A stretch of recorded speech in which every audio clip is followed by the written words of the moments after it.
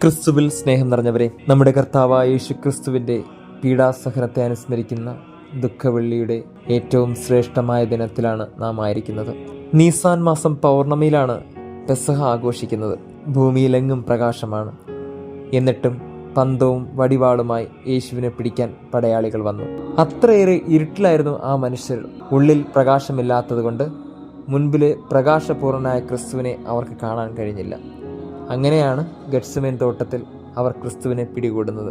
ഇങ്ങനെ ക്രിസ്തുവിനെ പിടികൂടുന്ന അവസരത്തിൽ വളരെ മനോഹരമായി തോന്നുന്നത് ക്രിസ്തുവിൻ്റെ മരണത്തിലേക്കുള്ള പ്രവേശനമാണ്. എത്ര തേജസ്സോടെയാണ് ക്രിസ്തു ആ മരണത്തിലേക്ക് പ്രവേശിച്ചത്! രാജകീയ പ്രൗഢിയോടെ ഒരു സുൽത്താനെ കണക്ക് അവൻ മരണത്തിലേക്ക് പ്രവേശിച്ചു.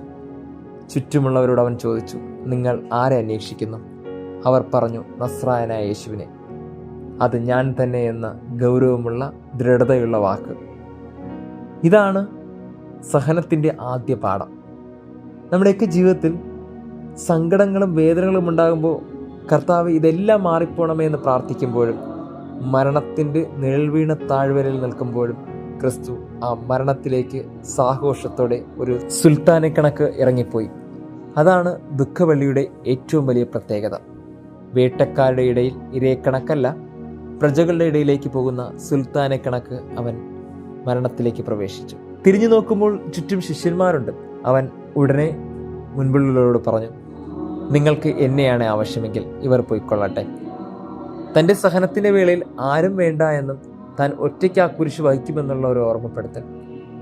ഇങ്ങനെ ചുറ്റുമുള്ള എല്ലാ സഹനത്തിലും സ്വന്തമായി മരണത്തിലേക്ക് സാഘോഷത്തോടെ പ്രവേശിക്കുന്ന ഒരു ക്രിസ്തുനാഥൻ കുറ്റമില്ലാതെ കൂടെയുള്ളവരെ പോകാൻ അനുവദിക്കുന്നു.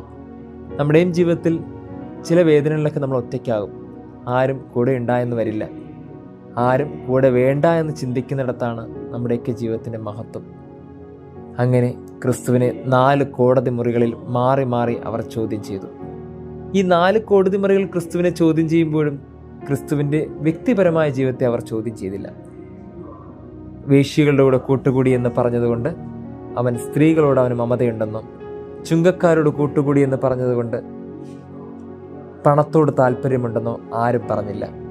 സ്നേഹമുള്ളവരെ, ഇതാണ് ജീവിതത്തിൻ്റെ മഹത്വം. ആരും വ്യക്തിപരമായ ആരോപണങ്ങൾ നടത്താതെ രാഷ്ട്രീയപരമായും മതപരമായും ഒരു ആരോപണത്തിൽ മാത്രമേ ക്രിസ്തു വഴങ്ങിയിട്ടുള്ളൂ. ഒരു ആരോപണങ്ങളിലും വഴങ്ങാതെ വ്യക്തിപരമായ ജീവിതത്തിൽ ദൃഢതയുള്ളവരായിരിക്കാൻ ഈ ദുഃഖവെള്ളിയാഴ്ച നമ്മളെ ഓർമ്മിപ്പിക്കുന്നുണ്ട്. ഒടുവിൽ ക്രിസ്തു മരണത്തോളം അടുക്കുന്നു. ഒരു കുറവുമില്ലാത്തൊരു കുഞ്ഞാട്, ആ പെസഹ കുഞ്ഞാട് ക്രിസ്തു തന്നെയാണ്. അതുകൊണ്ട് തന്നെ ആ മരണത്തിലേക്ക് അവൻ കാൽവരി മലമുകളിൽ കയറുമ്പോൾ അത് വലിയൊരു സന്തോഷത്തിന് ഇടമായി മാറുന്നു.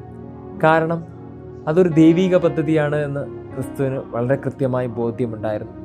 തൻ്റെ പിതാവിൻ്റെ ഇഷ്ടം നിറവേറാനായി 3 ആണികളിൽ തൂങ്ങി അവൻ കുരിശിൽ കിടന്ന് നിലവിളിച്ച് പ്രാർത്ഥിക്കുമ്പോഴും അവസാനത്തുള്ളി രക്തം ചിന്തി അവൻ മരിക്കാനായി ഒരുങ്ങുമ്പോഴും, എൻ്റെ പിതാവേ, അങ്ങയുടെ കരങ്ങളിൽ എൻ്റെ ആത്മാവിനെ ഞാൻ സമർപ്പിക്കുന്നു എന്ന് വളരെ മനോഹരമായൊരു പ്രാർത്ഥന. ഇതാണ് സഹനത്തിൽ നമുക്കുള്ള പാഠങ്ങളൊക്കെ. നമ്മുടെയൊക്കെ ജീവിതത്തിലും സഹനങ്ങളൊക്കെ ഉണ്ടാകും. നമ്മളും കുരിശ് വഹിക്കുവാൻ ശക്തിയില്ലാതെ തളർന്നു പോകും. ചുറ്റുമുള്ളവർ ഒറ്റപ്പെടുത്തും, അറിയില്ല എന്ന് പറയും, ചാട്ടവാറിട്ടടിക്കും, കുറ്റം വിധിക്കും, വിചാരണ ചെയ്യും. ഒടുവിൽ ക്രൂശിക്കാനായി ഒരു കാൽവരി കണക്ക് ഒരു മലയിലേക്ക് നമ്മളെ കൊണ്ടുപോയെന്ന് വരാം. കൊല്ലാൻ പോലും തയ്യാറായെന്ന് വരാം. ഏതൊരു സാഹചര്യത്തിനിടയിലും മനസ്സിനെ ശാന്തതയോടെ ഭദ്രതയോടെ കാത്തു സൂക്ഷിക്കുവാൻ, സഹനങ്ങളൊക്കെ സന്തോഷമായി സ്വീകരിക്കാൻ സാധിക്കുന്നുണ്ടെങ്കിൽ അതാണ് ഒരു ദുഃഖവെള്ളി നമുക്ക് നൽകുന്ന ഈസ്റ്റർ ഞായറാഴ്ചയുടെ പ്രത്യാശ. എല്ലാ ദുഃഖവെള്ളിയാഴ്ചയ്ക്കപ്പുറത്തും ഒരു ഉയർപ്പ് ഞായറുണ്ട്. ആ ഉയർപ്പ് ഞായറിന് 3 ദിവസത്തെ കാത്തിരിപ്പാണ്. 3 രാത്രിയും പകലിന് ശേഷം ജയഘോഷത്തോടെ ക്രിസ്തുനാഥൻ ഉയർത്തെഴുന്നേറ്റ പോലെ എല്ലാ സഹനത്തിനപ്പുറത്തേക്കും ഒരു സന്തോഷമുണ്ട്. ആ സന്തോഷത്തിൽ ക്രിസ്തു നമുക്ക് നൽകുന്ന പ്രത്യാശയുണ്ട്. ദൈവം നമ്മെ അനുഗ്രഹിക്കട്ടെ.